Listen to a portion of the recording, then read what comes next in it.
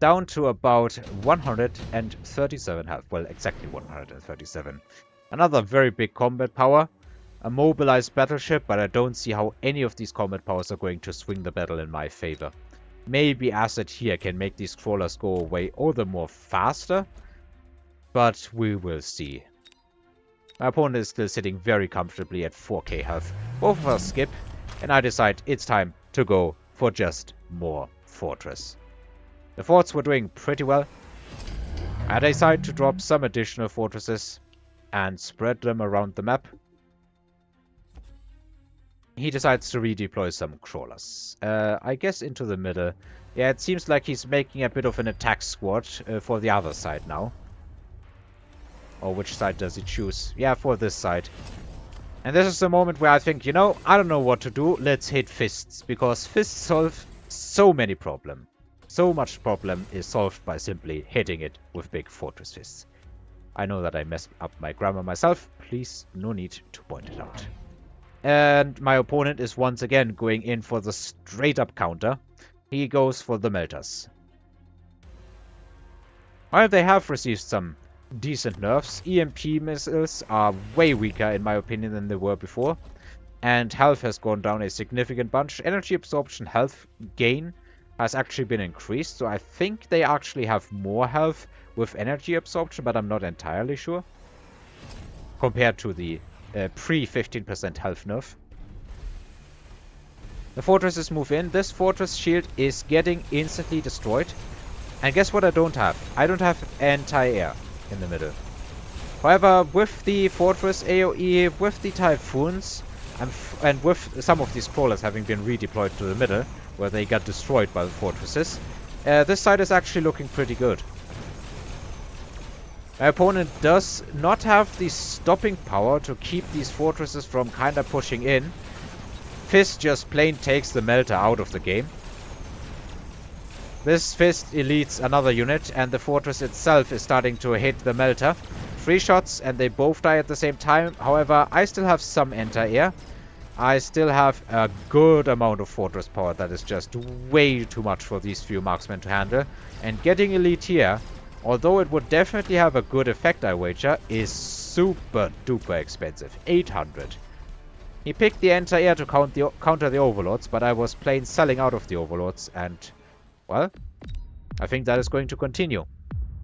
He takes about 1000 health damage. Well, bit more than 900.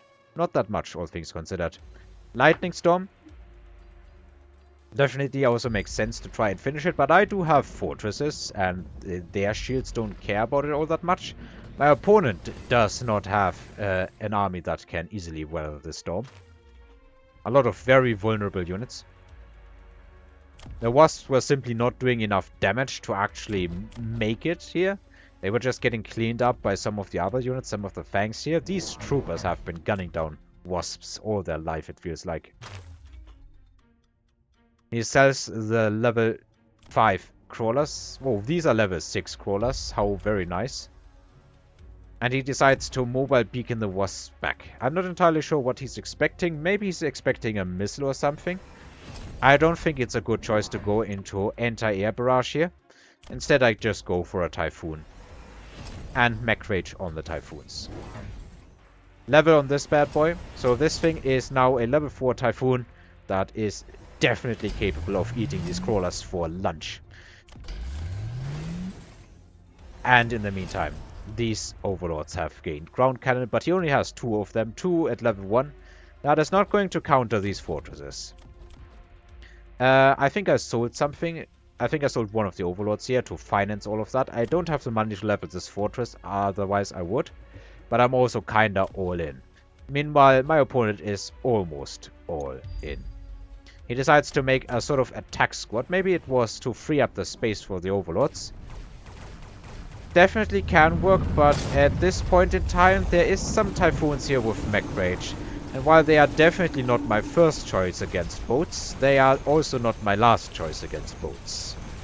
One of the Typhoons died to the Wasps. Finally, one of the overlords goes down, and this Typhoon starts eating Wasps and levels of it. Meanwhile, there's just nothing to stop these fortresses from breaking through.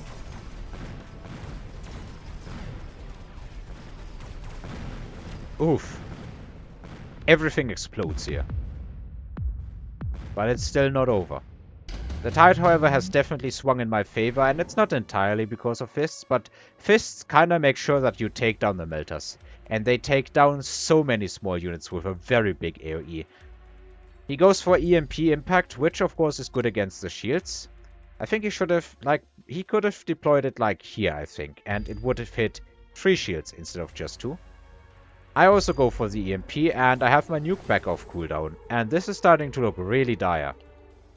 He definitely needs to shield here. And I decide to drop more and leveled Typhoons. Forgot the unit name for a moment. Sold another one of the Overlords. Now there is officially no purpose in anti-air. These marksmen, while they are powerful, they haven't done any big killing in recent rounds, so they are kinda stuck at the levels they are. And Elite is super expensive. Now there is not really much of a hole in my board. And the fists are definitely scary. Level 4 Fortress Fist does an absurd 60k damage per hit. So that thing can basically destroy almost a level 2 melter with a single fist. Scary, let me tell you. EMP here, he cannot shield against that. He would have to go Photon, but Photon is also insanely expensive. And he decides to double down with 3 more boats. And at this point, I was already able to see his board. I was just like, please, put them here. Thank you very much. Thank you, thank you, thank you. No shield against the nuke. EMP lands, and oh boy. Overlords get eliminated by the Typhoons. Fortresses kinda laughing at the damage these Overlords do. Ground Cannon isn't even doing anything. Well, it isn't even doing anything because it's EMP'd. Here you can see that basically just the blasts alone are taking down everything. Fortress here moves in on the level 2 melter and basically just 2-shots it. And there's just nothing that my opponent can do. I win with an absolutely massive swing. That was definitely a scary match. I was very close to dying. My opponent, I think, played some really good tempo, but in the end lacked the ability to push it through the last 137 health, which was basically a lucky giant surviving, or rather for me unlucky, and that would have been it. But it didn't work out. My opponent did some really good tempo plays, but by the end his army couldn't hold a candle to mine.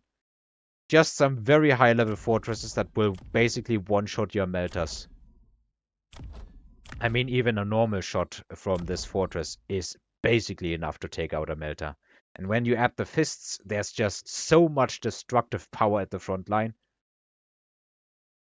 Alright, well, this is scary because I officially don't know how to turn this one around. All I can really imagine is go for some really, really, really big flank here. Because there isn't much anti-air, so maybe I'll try that first. Anyway, let's hop over and see how we could have turned this one around. Alright, this is me watching my own footage and recasting what I did.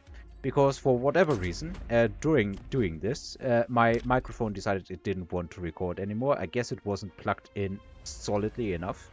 But there's a very easy trick to get to my tower here.